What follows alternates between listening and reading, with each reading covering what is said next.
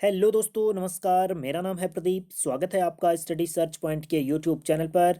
प्राचीन भारतीय इतिहास विषय के अंतर्गत वीडियो के इस अंक में हम स्मार्त संप्रदाय और वैदिक संप्रदाय को लेकर के चर्चा करेंगे। जैसा कि हमने आपको आरंभ के वीडियो में बताया था कि हमें वेदों और पुराणों से 5 तरह के संप्रदायों की जानकारी मिलती है, जिसमें वैष्णव संप्रदाय या भागवत धर्म, शैव संप्रदाय और शाक्त संप्रदाय को लेकर के पिछले वीडियो के अंकों में हमने चर्चा करी थी। इन वीडियो के अंकों को आप हमारी चैनल की प्लेलिस्ट में जाकर के देख सकते हैं। तो उसी क्रम को आगे बढ़ाते हुए वीडियो के इस अंक में हम स्मार्त संप्रदाय और वैदिक संप्रदाय को लेकर के चर्चा करेंगे। हालांकि यहाँ से प्रश्न नहीं के बराबर पूछे जाते हैं। जो भी प्रश्न बनते हैं वैष्णव या भागवत धर्म को लेकर के बनते हैं, शैव धर्म को लेकर के बनते हैं और शाक्त संप्रदाय या धर्म को लेकर के बनते हैं।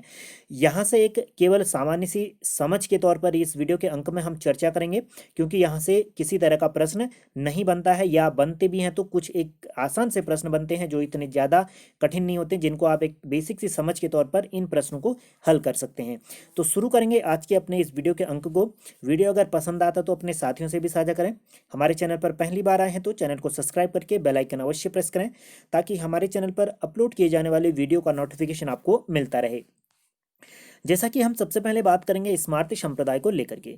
स्मार्त संप्रदाय के बारे में अगर हम एक आसान सी भाषा में अगर कहें कि ये संप्रदाय होता क्या है, तो ऐसा संप्रदाय जिसमें शैव संप्रदाय हो, वैष्णव या भागवत संप्रदाय हो या शाक्त संप्रदाय हो, इन संप्रदायों में जो भी शक्ति को पूजा जाता है, जिस भी देवी देवता को पूजा जाता है, उन सभी देवी देवताओं को इस संप्रदाय के अंतर्गत एक परम शक्ति माना जाता है या परमेश्वर उसको माना जाता है। तो स्मार्त संप्रदाय के अंतर्गत शैव, वैष्णव और शाक्त संप्रदाय में जिस भी परम शक्ति को पूजा जाता है, उन सभी को इस स्मार्त संप्रदाय के अंतर्गत पूजा जाता है। सभी को एक समान स्थान दिया जाता है, सभी को परम परमेश्वर माना गया है या परम शक्ति माना गया है। जैसा कि हमने आपको बताया था कि वेदों और पुराणों से इन संप्रदायों के बारे में जानकारी मिलती है। तो वेदों को श्रुति ग्रंथ कहा जाता है। श्रुति ग्रंथ का मतलब ऐसी तरह का ग्रंथ है, इस तरह का ग्रंथ है जिसको कि किसी परमेश्वर के द्वारा या किसी परम शक्ति के द्वारा कहा गया हो और उसके अनुयायियों के द्वारा उसको सुना गया हो और फिर उसको लिखा गया हो। तो वेदों को श्रुति ग्रंथ कहा जाता है। श्रुति ग्रंथ का मतलब है कि जिस ज्ञान को परमेश्वर से सुन करके जाना गया हो और लिखा गया हो, यानी कि किसी परम शक्ति के द्वारा उस ज्ञान को कहा गया हो और दूसरे व्यक्तियों के द्वारा उसको ग्रहण किया गया हो, वह कहलाता है श्रुति ग्रंथ कहलाता है। उसके आधार पर जो ग्रंथ रचे जाते हैं। वेदों को छोड़ करके जो भी सभी ग्रंथ हैं वह स्मृति ग्रंथ कहलाते हैं।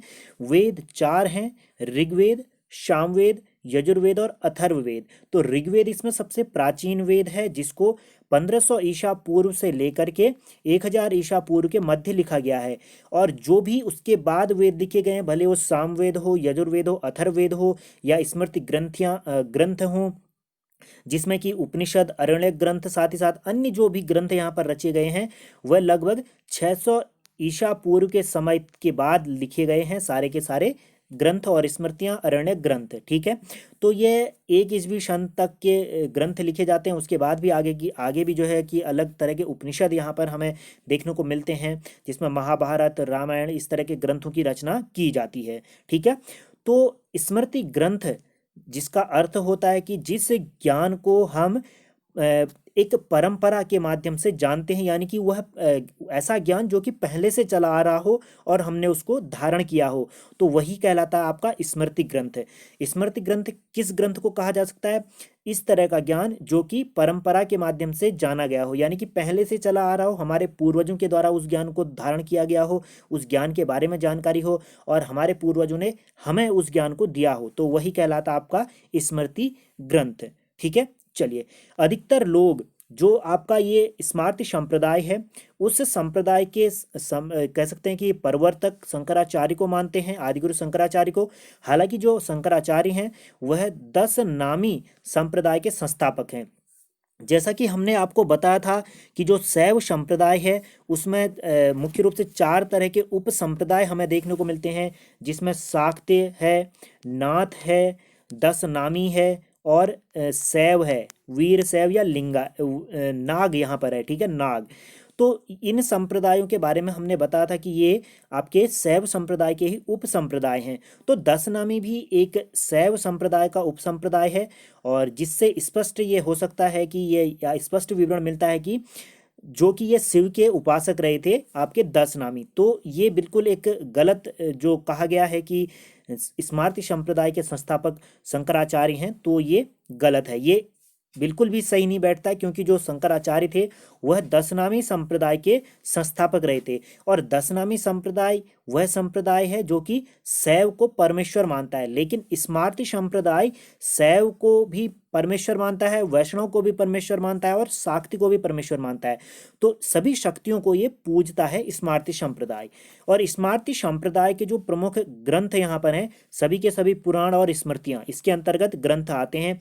जैसा कि इससे पहले हमने वैष्णव में देखा था विष्णु पुराण प्रमुख है, शिव में देखा था शिव पुराण प्रमुख है शैव संप्रदाय में, शाक्ति में हमने देखा था देवी भागवत पुराण प्रसिद्ध है। तो इसके अंतर्गत सभी सभी पुराणों को, सभी स्मृतियों को शामिल किया जाता है जो भी इसमें ग्रंथ आते हैं। इसके जो प्रमुख देवता हैं, जैसा कि हमने आपको बताया कि ये सभी को पूजते हैं, शिव को भी पूजते हैं, विष्णु को भी, शक्ति मात्र देवी को भी पूजते हैं, सूर्य को भी पूजते हैं, और गणेश को भी पूजते हैं। ये इनके प्रमुख देवी देवता हैं। ठीक है। स्मृति ग्रंथियों जो ग्रंथ हैं, स्मृति ग्रंथ है, उनमें जो है कि मनुस्मृति सहित सभी सभी के सभी स्मृतियों को शामिल किया जाता है। इसमें पुराण भी यहाँ पर आते हैं। वेदों को छोड़ करके इन ग्रंथों पर जो आधारित जीवन यापन करते हैं, उन सभी को यहाँ पर क्या कहते हैं, स्मार्त कहते हैं।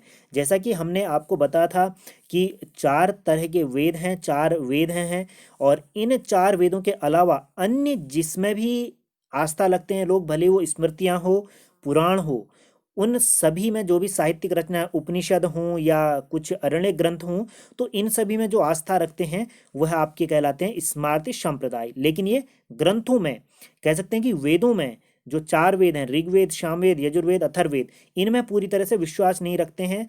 इनको छोड़ करके अन्य ग्रंथों में ये विश्वास रखते हैं, उन पर आधारित जीवन यापन करते हैं। यानी कि उनमें जो भी चीज़ें बताई गई हैं जीवन निर्वाह को लेकर, जो भी सांस्कृतिक पद्धतियाँ वहाँ पर बताई गई हैं, धार्मिक हों, सांस्कृतिक हों या दैनिक जीवन की पद्धतियाँ हों, उन सभी को ये मानते हैं स्मार्ती संप्रदाय के लोग।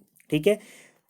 जैसे जो विष्णु को मानते हैं, शिव को मानते हैं, दुर्गा को मानते हैं, साथ ही साथ ये अन्य देवी देवताओं को भी मानते हैं, और वही स्मार्ती संप्रदाय कहलाता है।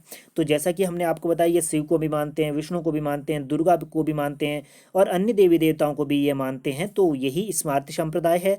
और अधिकतर जो हिंदू अभी हैं वह स्मार्ती संप्रदाय के अंतर्गत ही आते हैं, क्योंकि इनमें एक निष्ठता का अभाव है। एक निष्ठता यानी कि ये किसी एक को परम शक्ति नहीं मानते हैं, जैसे कि हम हैं। आप देखते होंगे कि जो भी हिंदू भाई बहन हैं हमारे, जो भी मतलब हिंदू धर्म से संबंधित है, कुल मिला के कह सकते हैं कि वो यहाँ पर दुर्गा को भी पूजते हैं, ठीक है, काली को भी पूजते हैं, शिव को भी पूजते हैं, कृष्ण को भी पूजते हैं, विष्णु को भी पूजते हैं। तो सभी को ये पूजते हैं। तो हम कह सकते हैं कि हम एक स्मार्त संप्रदाय के अंतर्गत आते हैं, क्योंकि हम सभी को ही परम शक्ति मानते, किसी एक को श्रेष्ठ नहीं मानते, सभी को एक ही श्रेष्ठता का पद देते हैं, सभी को मिला करके। ठीक है। तो ये स्मार्त संप्रदाय है। आसान सी आप इसको समझ गए होंगे कि किस तरह से स्मार्त संप्रदाय के लोग हैं, या इसमें क्या चीज़ें कल्चर हैं। और अब इतनी सारी चीज़ यहाँ पर बता दी गई है, सभी को पूछते हैं, तो अब आपको ज़्यादा इसमें सोचने की ज़रूरत भी नहीं है कि इसकी क्या विशेषताएं हो सकती हैं। तो मिली जुली सभी की विशेषताएं इनमें शामिल की जाती हैं। ठीक है। वैदिक संप्रदाय, अगला संप्रदाय आता है वैदिक संप्रदाय, जो कि 5वां संप्रदाय है। हालांकि सभी संप्रदाय धर्म ग्रंथों, वेदों पर ही आधारित रहे हैं, लेकिन सभी संप्रदाय वैदिक ग्रंथों के अंतर्गत ही आते हैं। और आजकल इनमें भेद करना यहाँ पर जरूरी हो गया, क्योंकि समाज में तो है कि अलग अलग तरह के, कह सकते हैं कि एक जैसे तरह से ब्रह्म समाज का उदय होता है, आर्य समाज का उदय होता है, तो अलग अलग तरह के संप्रदायों का उदय यहाँ पर हो गया है। और प्राचीन काल में जो समाजों ने स्मृतियों और ग्रंथियों का इन्होंने विरोध किया है। तो जैसा कि वैदिक संप्रदाय वह संप्रदाय था जो कि वेदों पर एक आस्था रखता था, यानी कि ऋग्वेद में जो बातें कही गई हैं, सामवेद, यजुर्वेद, अथर्ववेद में जो भी बातें कही गई हैं, उन्हीं को वो परम सत्य मानते हैं, उन्हीं के आधार पर वो चलते हैं।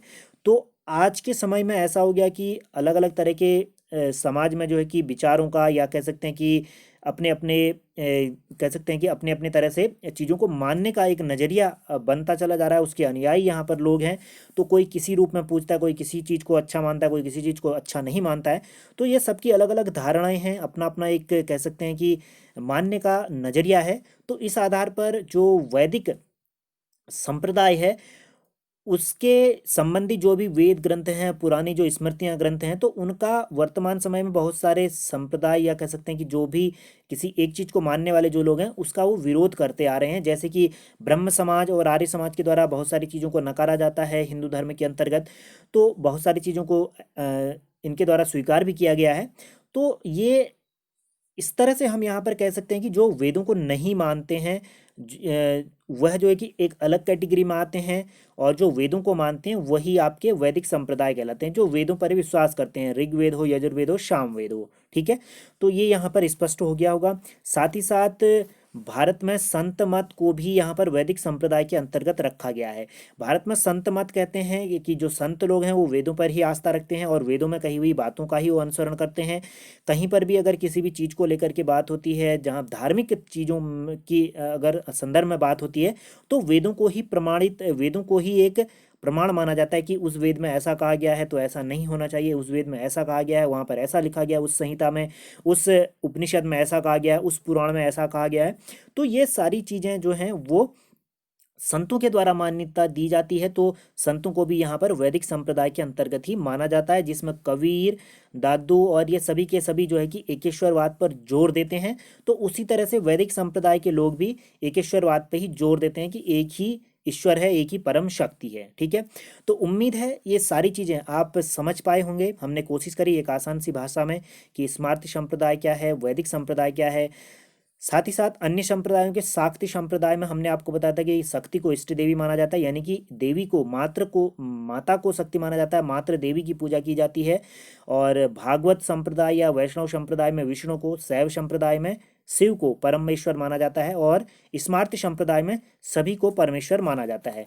उम्मीद है ये सारी जानकारियाँ आपको पसंद आई होंगी। वीडियो अगर पसंद आया तो अपने साथियों से भी साझा करें। साथ ही साथ वीडियो के संदर्भ में किसी भी तरह के आपके पास कोई सुझाव हो सुधार को लेकर के, तो कमेंट बॉक्स में कमेंट अवश्य करें, ताकि आने वाले वीडियो के अंकों में हम आपके सुझावों के आधार पर सुधार करते हुए बेहतर से बेहतर वीडियो आप तक पहुँचा सकें। मिलते हैं अपने अगले वीडियो के अंक में, तब तक के लिए घर पर रहें, सुरक्षित रहें, अपने अपनों का ध्यान रखें। जय हिंद, जय भारत।